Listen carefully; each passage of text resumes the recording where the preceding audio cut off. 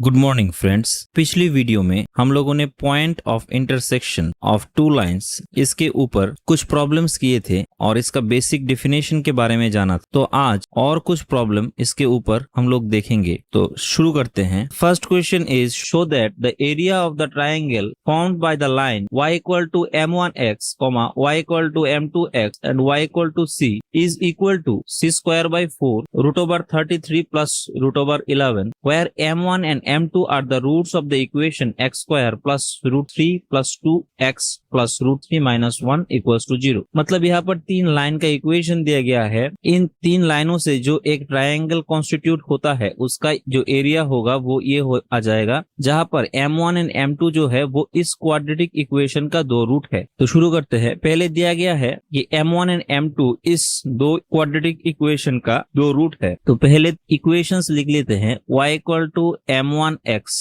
y equal to m2x and y equal to c। तो यहाँ से इन ट्राइंगल का जो वर्टिसेस होगा a b c, यहाँ पर a को ले लेते हैं 0,0, तो b हो जाएगा c by m1 and c हो जाएगा c बाई m2, c। ये कैसे आया? y इक्वल्स टू c को अगर यहाँ पर पुट कर दे तो यहाँ से आ जाएगा x equal to c by m2 और एक नंबर पुट कर दे तो आ जाएगा x equal to c by m1। तो b का कोऑर्डिनेट हो जाएगा c by m1, c and c का कोऑर्डिनेट हो जाएगा c बाई m2, c। और a का कोऑर्डिनेट 0, 0 कैसे आया? अगर हम x एंड y दोनों पर 0, 0 पुट करें तो left hand side right hand side equal हो जाएगा। मतलब ये तीन कोऑर्डिनेट ऐसे आ जाता है। तो एरिया ऑफ ट्राइंगल हो जाएगा half of x1 y2 minus y3 plus x2 y3 minus y1 and x3 y1 minus y2। तो ऑल वैल्यूज पुट कर दे तो यहाँ से हम लोग लिख सकते हैं half of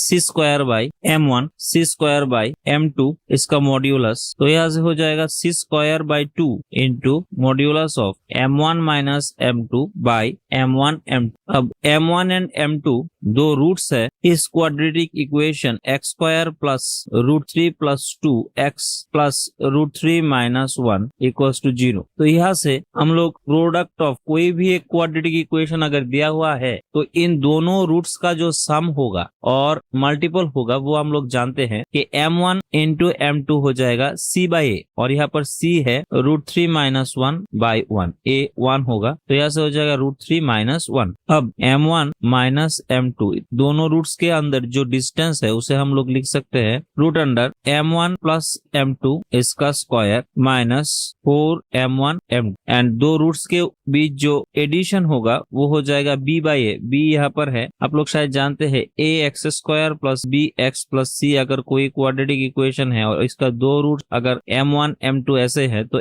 m1 plus m2 हो जाएगा माइनस b बाई a और m1 m2 हो जाता है c बाई a। यही हम लोग लिख रहे हैं। तो b बाई a हो जाएगा रूट 3 प्लस 2 बाई 1 मतलब रूट 3 प्लस, तो यहाँ पर बिठा दे तो हो जाएगा रूट 3 प्लस 2 इसका whole square minus 4 root 3 minus 1। तो यहाँ से m1 माइनस m2 का वैल्यू आ जाएगा 3 plus 4 minus 4 root 3 plus 4 root 3 plus 4। तो कैलकुलेशन कर ले, यहाँ से आ जाएगा रूट ओवर 11। तो अब एरिया इक्वल्स टू आया था c square by 2 equals to modulus m1 minus m2 by m1 m2। तो m1 m2 का वैल्यू हम लोग जानते हैं और m1 माइनस m2 का वैल्यू भी हम लोग यहाँ से जानते हैं। तो पुट कर दे, यहाँ से हो जाएगा c स्क्वायर बाई 2 इसका वैल्यू है रूट ओवर 11 और इसका वैल्यू है रूट 3 माइनस 1। अब डिनोमिनेटर को रैशनलाइज कर ले तो आ जाएगा 11 रूट 3 प्लस 1 और यहाँ से आ जाएगा रूट 3 माइनस 1 और रूट 3 प्लस 1। मतलब यहाँ से लिख सकते हैं नीचे आ जाएगा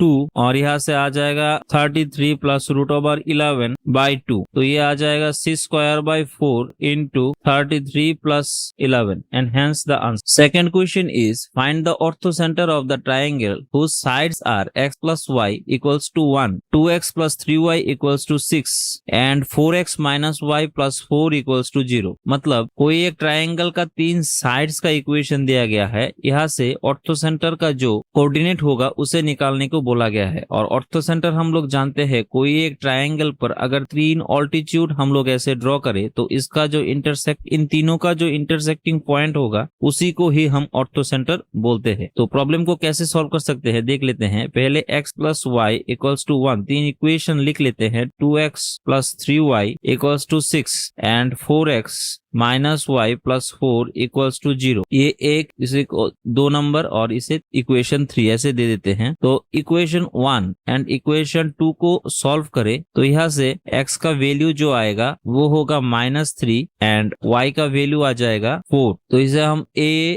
b c वर्टेक्स पॉइंट दे देते हैं। तो यहाँ से b जो वर्टेक्स होगा उसका कोऑर्डिनेट हो जाएगा -3, 4। सिमिलरली अगर हम लोग इक्वेशन 1 एंड इक्वेशन 3 को सॉल्व करें तो यहाँ से x इक्वल्स टू आ जाएगा -3/5 एंड y इक्वल्स टू आ जाएगा 8/5। तो यहाँ से a का वैल्यू जो आएगा, a का कोऑर्डिनेट वो हो जाएगा -3/5 एंड 8/5। तो altitude from a to BC होगा y minus 8/5 equal to 3/2 x plus 3/5। यहाँ से कैलकुलेशन करें तो आ जाएगा 10y minus 16 equals to 15x plus 9। तो यहाँ से 3x minus 2y plus 5 equals to 0। ये एक इक्वेशन आ जाएगा एल्टीट्यूड का जिसे 4 नंबर दे देते हैं। Similarly altitude from B to AC हो जाएगा y minus 4 equals to -1/4 x plus 3। तो इसे लिख सकते हैं x plus 4y minus 13 equals to 0। ये 5 नंबर। अब इन दोनों एल्टीट्यूड का इंटरसेक्टिंग पॉइंट जो होगा वही तो हो जाएगा ऑर्थोसेंटर। तो इस दोनों को सॉल्व करें तो यहाँ से ऑर्थोसेंटर का जो कोऑर्डिनेट आ जाएगा वो होगा 3/7, 22/7 और यही हो जाएगा answer. Third question is prove that the lines √3x plus y equals to 0, √3y plus x equals to 0, √3x plus y equals to 1 and √3y plus x equals to 1 form a rhombus. मतलब ये चारों line मिलकर एक rhombus create करेगा। Rhombus जानते हैं इसका जो साइड्स होता है वो इक्वल होता है बट इसका जो इंटरनल एंगल्स होता है वो इक्वल नहीं होता। तो कैसे कर सकते हैं, पहले इक्वेशन लिख लेते हैं। √3x plus y equals to 0, तो इसका जो स्लोप आ जाएगा वो होगा -√3। Second is √3y plus x equals to 0, तो स्लोप ऐसे एक रोम्बस हम लोग ड्रॉ कर लेते हैं A B C and D। तो इसे दे देते हैं √3x plus y equals to 0, then √3y plus x equals to 0, then √3x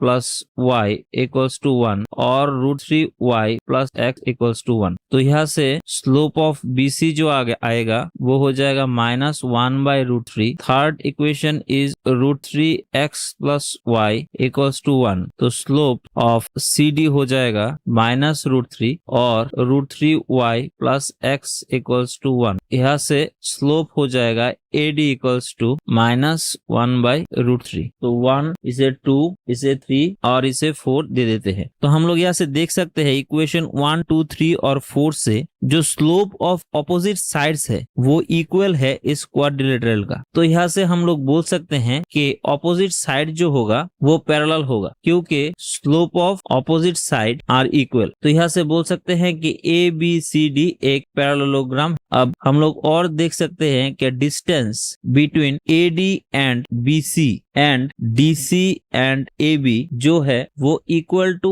1 unit के बराबर। तो यहाँ से और लिख सकते हैं कि side AB equals to BC equals to DC equals to AD हो जाएगा। तो यहाँ से हम लोग बोल सकते हैं कि इस क्वाड्रिलेटरल का ऑपोजिट साइड पैरेलल है और इक्वल भी है। तो ये एक ABCD एक रोम्बस हो जाएगा एंड हेंस प्रूफ। तो आज हम लोगों ने पॉइंट ऑफ इंटरसेक्शन के ऊपर और 3 प्रॉब्लम देखे। अगले दिन हम लोग कॉन्करेंसी ऑफ लाइंस के बारे में जानेंगे। तब तक के लिए thank you and good bye.